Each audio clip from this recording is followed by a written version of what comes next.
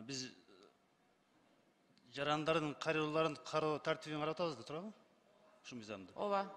Бул 16 статьяда өзгөртүү киргизиптер. Бул кайталанган өзгөртүү.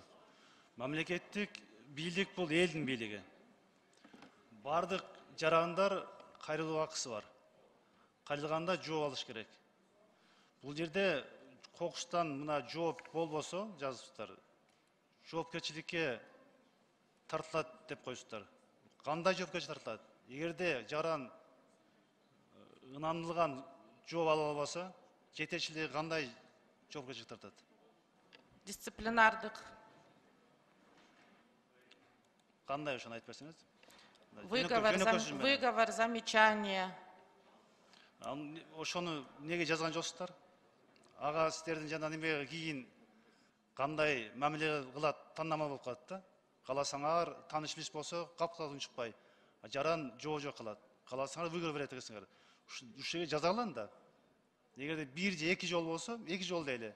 Анда сөгүш жарыялан деп так жазыш керек. Жоопкерчилиги карабаса анда мыйзамдын бул иштеши кандай анан? Канчаган жарандар жоо ала албай ыйлап жүрүшөт. Жазат катты. Жөнөкөй жарандар жоо ала албайт. Ошо жооп бериңизчи. Мамлекеттик органдарда жана жергиликтүү органдарда муниципалдык жана жарандык кызматкерлер иштейт. Алардын иш аракети жарандык кызмат жана муниципалдык кызмат жөнүндө мыйзам менен белгиленет. Ошол жерде ошол маселелер баары такталган. Эгер алар мыйзамдарды бузуп